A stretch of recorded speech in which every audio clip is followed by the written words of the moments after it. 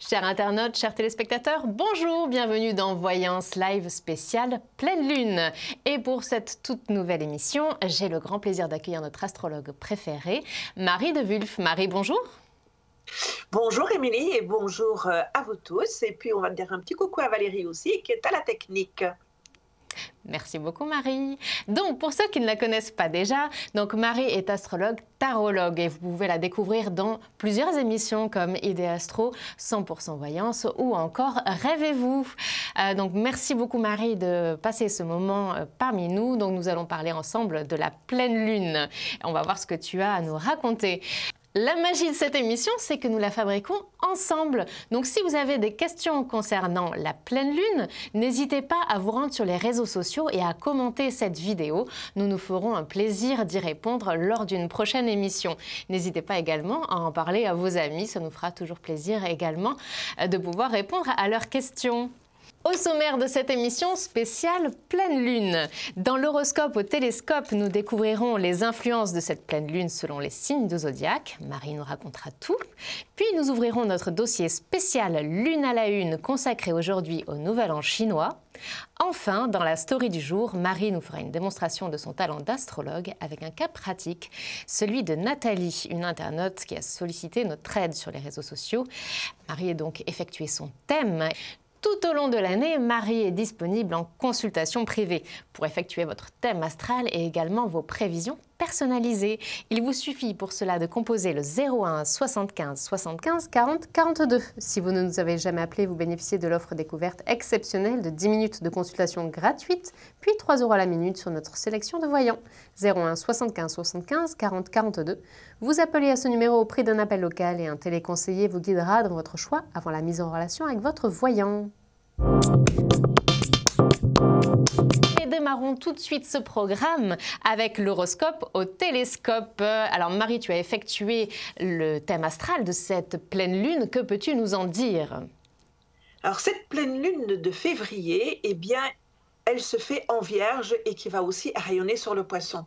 Le soleil vient juste à peine de rentrer dans le signe du Poisson, il a juste le gros orteil dans le signe du Poisson, et nous avons le soleil juste en face, juste rentré aussi dans le signe de la Vierge. Donc ce sont deux signes qui vont être très sollicités, parce qu'il y a d'autres aspects qui viennent aussi un petit peu les contrarier, mais c'est une pleine lune qui va être excessivement sensible à fleur de peau. Ce sont deux signes qui vont avoir des insomnies, qui ne vont pas être bien, qui vont être contrariés pour un oui, pour un non.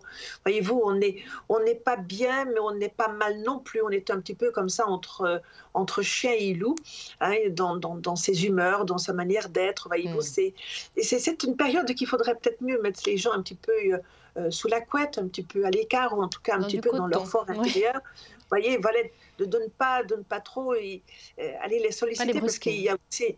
Il y a aussi un accroissement de fatigue aussi pour ces gens, pour ces natifs-là, surtout les natifs du premier degré de la Vierge et du Poisson, surtout pour ces signes-là.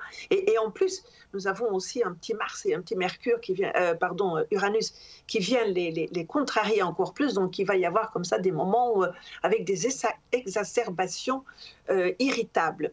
Les taureaux aussi vont être un petit peu sous le coup de cette pleine lune, dans le sens où ils vont vouloir ruer dans les brancards, ils vont vouloir faire des choses qui ne se font pas, ils vont devoir faire face à des changements brusques, imprévus, choses qu'ils n'aiment pas du tout. Les taureaux, ils n'aiment pas du tout les imprévus. Confirme. Donc là, je confirme. Là, ils vont être un peu malmenés et ils vont avoir beaucoup de ratures dans leur agenda parce que des choses qui étaient prévues vont être reportées. Voyez-vous, donc ils vont être comme ça, avoir des contrariétés. Mais eux aussi, il vaut mieux que quelque part, ils se mettent les doigts de pied en éventail et puis laisser faire le temps. C'est un moment, ça va durer quelques jours seulement, c'est pas toujours. Oui. Mais il y a quand même là 3-4 jours, un petit peu avant, et puis quand la lune va vraiment monter en pleine lune, et puis quand elle va redescendre, ça va s'atténuer. Mais il y a vraiment là, autour du 19 février, comme ça, une période excessivement sensible. Très, très sensible pour ces personnes-là. Dans une moindre mesure, les autres signes de terre, par exemple, seront moins sollicités de ce côté-là, avec peut-être un petit bémol pour les les Capricornes, mais qu'eux continuent un petit peu sur leur lancée de se dérouiller un petit peu à l'intérieur d'eux pour pouvoir s'ouvrir et mieux respirer aussi par la suite dans tous les changements et les transformations que la vie leur propose actuellement.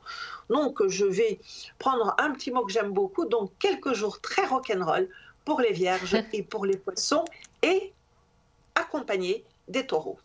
Pour les autres, c'est bien d'être prévenu, comme ça on peut tout à fait prendre nos dispositions, prévenir l'entourage parfois.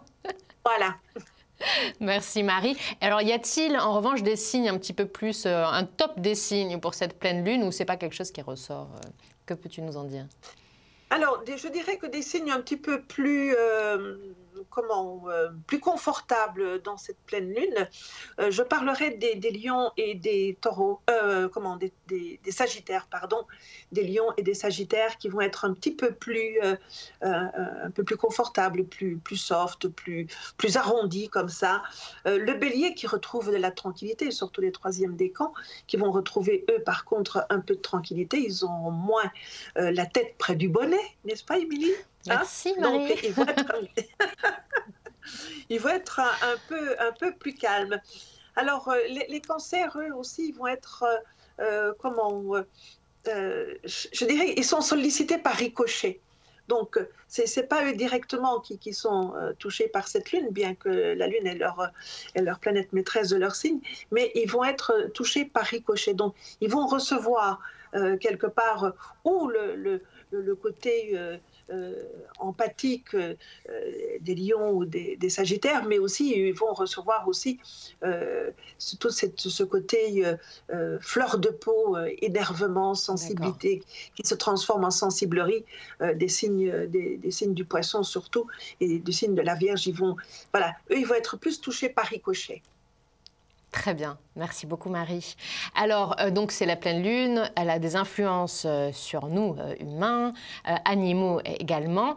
Et sur les plantes, as-tu, justement, je sais que tu t'intéresses beaucoup au jardinage, ouais. As-tu un petit conseil à nous donner? Faut dire que j'ai la main verte ou pas d'ailleurs. J'ai eu de très très bonnes ascendances de ce côté-là, et oui, j'ai la main verte. Alors, j'ai plutôt envie de vous donner un dicton, et de ce dicton, on va quand même découler un petit conseil. On dit que pour la pleine lune de février, qui taille en février met du raisin dans son panier. Alors, c'est le moment, à partir de cette pleine lune de février, de commencer à tailler nos arbres fruitiers. Alors, ceux qui sont à la campagne, bien évidemment, ils ont tout le loisir d'avoir des arbres fruitiers, mais en ville aussi, on voit beaucoup de jardins de ville maintenant, des balcons qui sont pas seulement fleuris, mais qui sont aussi plantés.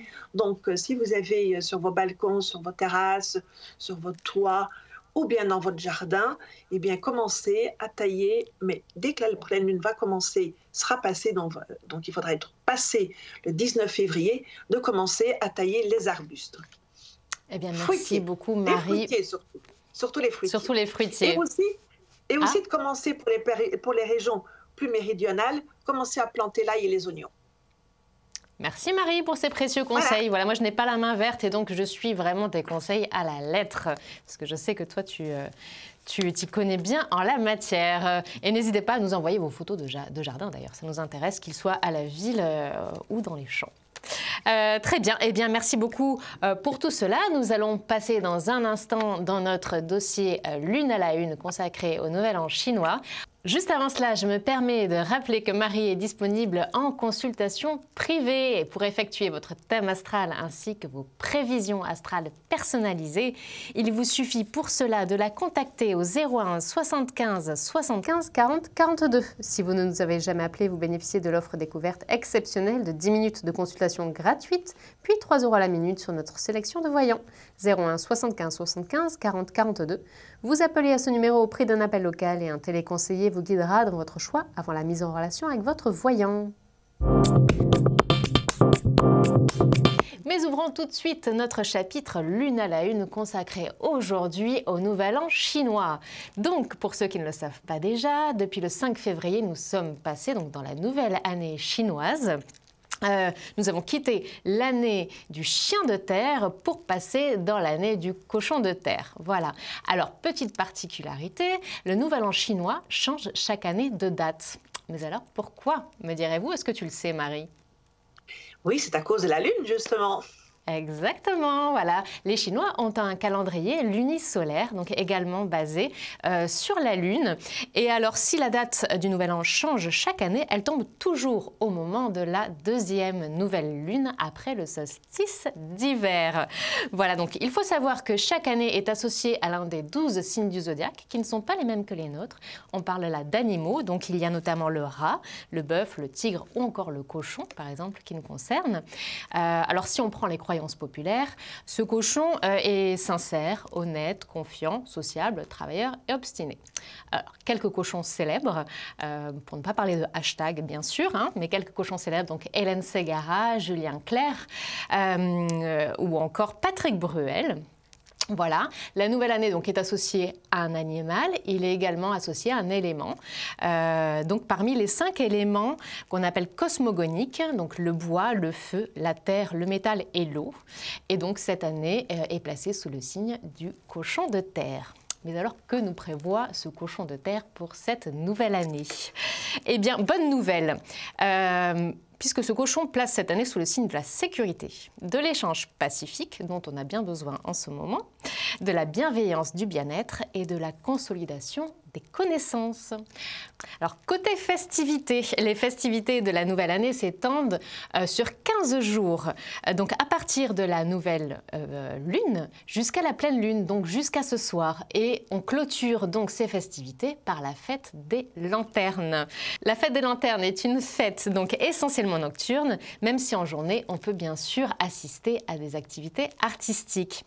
Alors, traditionnellement, on emmène les enfants au temple, tout simplement parce que les gens y apportent des lanternes sur lesquelles sont écrites des énigmes. Les enfants doivent découvrir ces énigmes et quand ils ont trouvé, ils vont retrouver le propriétaire de la lanterne qui leur donne une sorte de récompense. Alors ces lanternes sont traditionnellement rouges, elles symbolisent la bonne fortune et le bonheur. Alors de nos jours, on peut célébrer la fête des lanternes dans les parcs, ou alors maintenant, on a des lanternes lumineuses géantes, très élaborées, sous forme de dragons, d'autres animaux, de personnages de la littérature classique, par exemple, ou encore même de dessins animés. On évolue avec son temps. Et bien sûr, donc comme cette fête a lieu lors de la pleine lune, on y célèbre également la pleine lune en prenant en photo. Voilà, donc on est en plein dans la thématique. Voilà. Et bien, donc le cochon de terre, on espère qu'il tiendra toutes ses promesses. Et sachant que l'année prochaine, donc le 25 janvier 2020, nous passerons au rat de métal. Voilà, maintenant que nous en savons davantage sur le nouvel an chinois, je te propose, Marie, de passer à la story du jour. Mais avant cela, je me permets de rappeler donc que Marie est disponible en consultation privée 7 jours sur 7 pour effectuer votre thème et prévision astrale. Il vous suffit pour cela de composer le 01 75 75 40 42. Si vous ne nous avez jamais appelé, vous bénéficiez de l'offre découverte exceptionnelle de 10 minutes de consultation gratuite, puis 3 € à la minute sur notre sélection de voyants. 01 75 75 40 42. Vous appelez à ce numéro au prix d'un appel local et un téléconseiller vous guidera dans votre choix avant la mise en relation avec votre voyant. Tout de suite, nous retrouvons la story du jour avec Marie. Alors, Marie, nous avons été contactés par Nathalie via les réseaux sociaux. Alors Nathalie a un souci d'ordre familial. Donc on verra ce qu'elle peut nous en dire. Et surtout toi également, donc tu as effectué son thème astral. Donc elle a un souci, il me semble, donc avec sa maman. Et elle aimerait savoir quand même de manière générale si, ce que son avenir lui réserve. Si son avenir lui réserve des moments plus heureux, parce qu'elle sent en ce moment qu'elle peine à avancer. Voilà. Donc nous allons tenter tout de suite de la rejoindre. Nathalie, bonjour. Bonjour. Alors, merci beaucoup de nous avoir contactés, de nous faire confiance. Vous nous avez effectivement exposé un problème. Je vais vous laisser un tout petit peu résumer cela à Marie. Et puis Marie va vous dire ce qu'elle voit, elle, dans votre thème astral. Alors, on vous écoute, Nathalie. D'accord. Nathalie. Bonjour Marie. Alors, je vous écoute. Bonjour. Vous voulez exposer? Vous voulez dire un petit peu en quelques mots? Par contre, je vais peut-être vous proposer de donner un prénom à votre maman. On va peut-être l'appeler Yvonne. Oui, pour la d'accord, bien consultation, sûr, oui. si vous voulez bien. Donc du D'accord? coup, son prénom c'est Donatienne. Oui, ben ça va, on peut dire. Ou alors, voilà, Donatienne, ça me va bien. Voilà. Voilà. Ok. Très bien. Donc voilà, là je suis actuellement en situation très très conflictuelle justement avec Donatienne. Voilà, c'est un passé familial qui est très lourd. Et voilà, et concrètement dans le cadre d'une succession, donc suite au décès de mon frère il y a 1 an et demi, donc du coup j'ai été obligée de reprendre contact avec elle dans le cadre de ce dossier. Et voilà, et elle a fait tout pour bloquer le dossier, m'embêter, avoir des comportements odieux avec moi. Donc ça va très loin. Bon, je pense pas que je suis obligée de rentrer dans les détails. Non, bien sûr. Et Restez en surface. j'avoue, là, je suis au bout du rouleau. J'en peux plus, quoi. C'est D'accord. Voilà. Alors, merci et Nathalie je de voulais nous savoir avoir si dans les mois à venir, voilà quoi, ce dossier allait pouvoir avancer, se clôturer, justement pour ne plus avoir affaire à comment dire, voilà, à sa personnalité toxique, puisqu'en fait, voilà, elle prend plaisir à me détruire, quoi, en fait. Alors, est-ce que l'avenir s'éclaircit en effet pour Nathalie? Voilà. Que peux-tu nous dire de cette situation, Marie? Nathalie, c'est vrai qu'on voit quand même une grande complexité justement par rapport à Donatienne. Voyez-vous, je vais peut-être dire simplement Oui. 2-3 mots-clés par rapport à votre thème à vous. N'est-ce pas? Ce qui ressort de Oui. votre thème à vous, c'est qu'il y a une grande volonté d'être. Voyez, il y a une Oui. obligation d'incarnation chez vous. Vous devez venir, votre âme, l'âme qui a investi votre corps, c'est elle qui vous a guidé pour venir là où vous êtes né, dans le giron dans lequel vous êtes né. Ce n'est pas vous, ni Donatienne, ni personne d'autre qui a choisi. C'est votre âme qui a choisi. Je me place sur le plan de l'astrologie karmique, parce que quand on a des relations conflictuelles comme ça, il faut aller voir un petit peu le comment du pourquoi. Donc là, il y a chez vous cette volonté de venir dans ce monde et dans ce lieu donc, que votre âme a choisi pour vivre l'expérience que vous avez à vivre pour pouvoir justement évoluer dans votre vie. Vous n'avez pas choisi Donatienne comme maman, vous avez choisi le lieu pour pouvoir vivre votre expérience de vie. Autrement dit, le côté, la structure parentale, que ce soit le père ou la mère, vous l'avez déjà intégré. Donc, quand on voit ça, c'est vrai qu'il y a toujours des notions de conflit.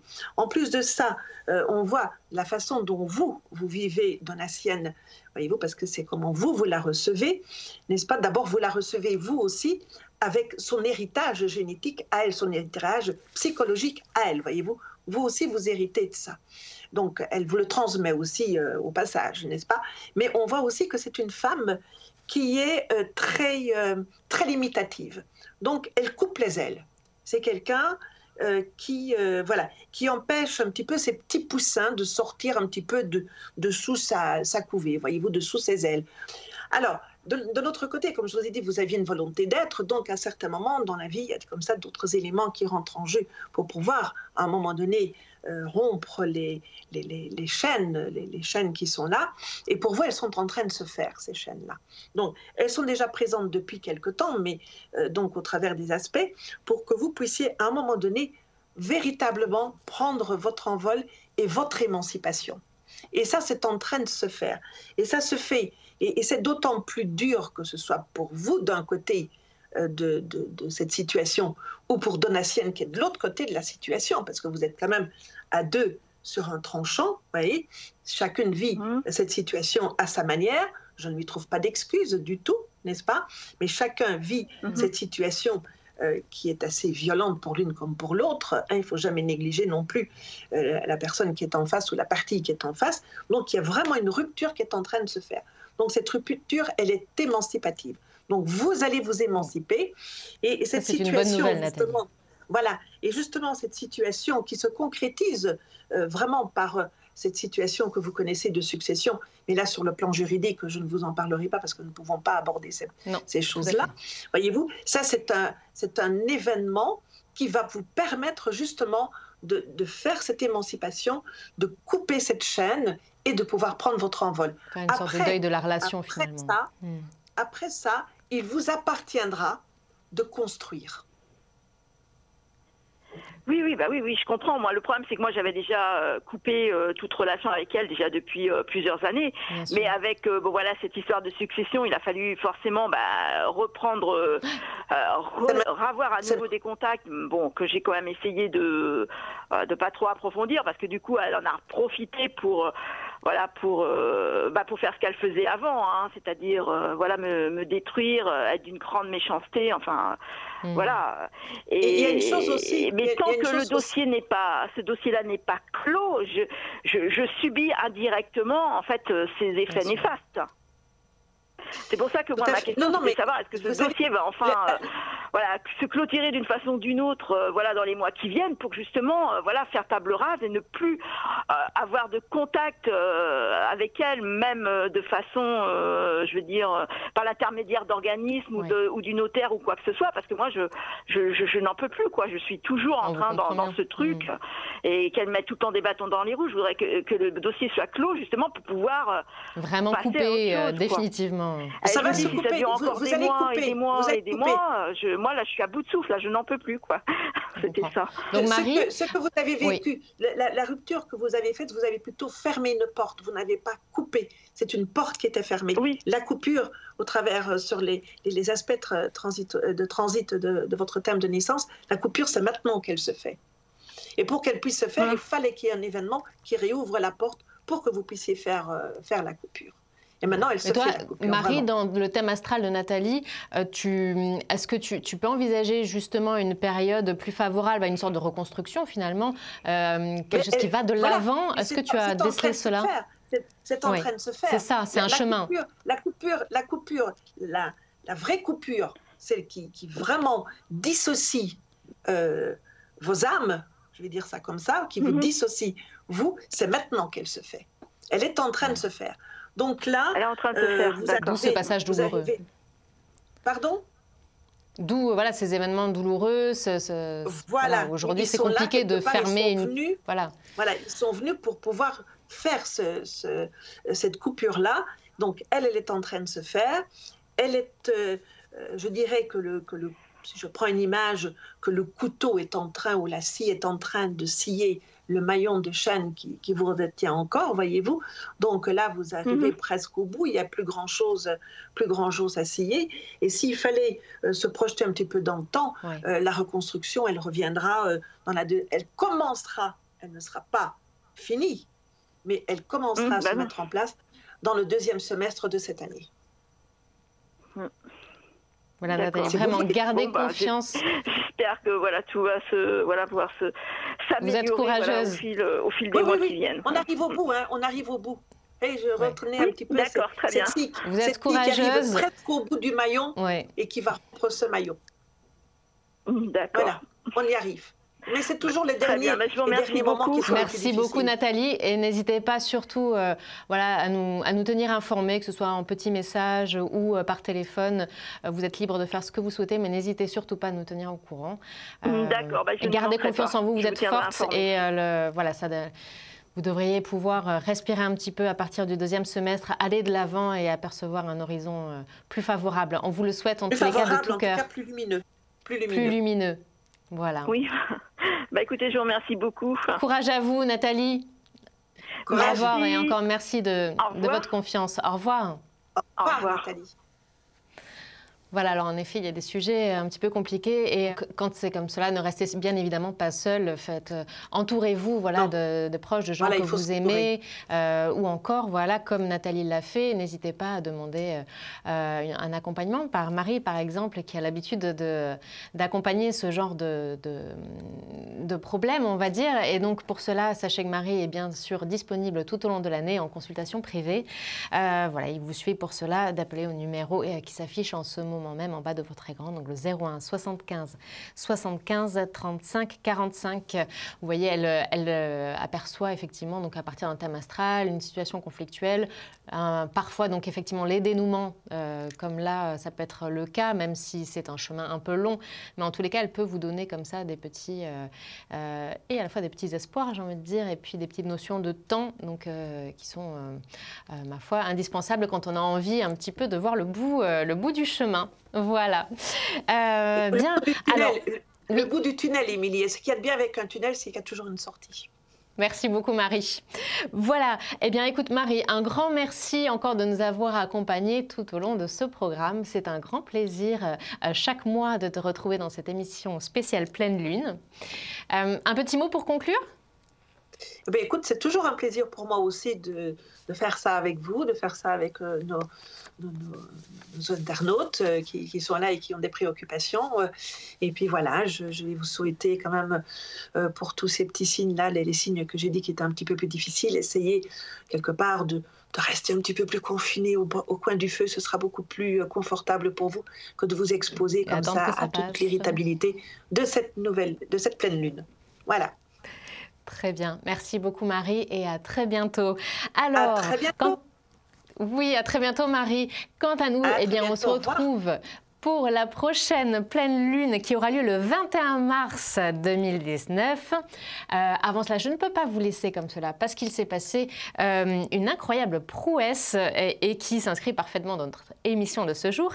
L'agence spatiale chinoise est en effet entrée dans l'histoire le 3 janvier dernier en devenant le premier à poser une sonde et un rover, donc un petit robot, sur la face cachée de la Lune. Et en plus de cela, à établir une communication avec lui depuis la Terre, chose qui était jusque-là impossible. Alors comment ont-ils fait ? Eh bien, ils ont envoyé un satellite au mois de mai dernier, voilà, bien positionné, bien haut en orbite, pour pouvoir justement favoriser la connexion entre la face cachée de la Lune et la Terre. Alors, plusieurs objectifs à cela.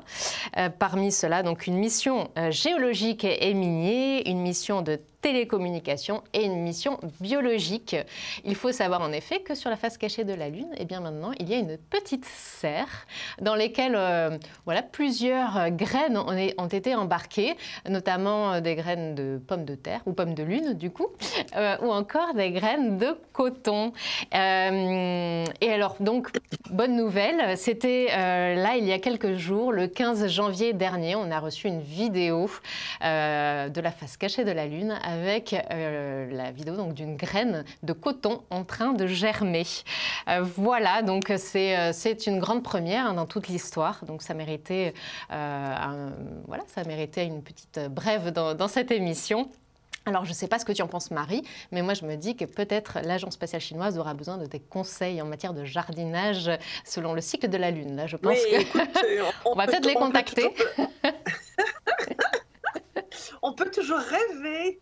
Enfin, sachant que la température de la Lune peut descendre jusqu'à moins 180 degrés, nous ne sommes pour le moment pas plus mal à la contempler d'en bas.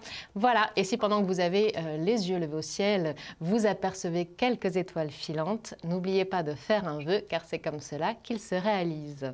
Merci à toutes et à tous de nous avoir suivis. On vous donne rendez-vous très bientôt dans un prochain numéro. Et dans un instant, la suite de vos programmes. À bientôt! À très bientôt, au revoir.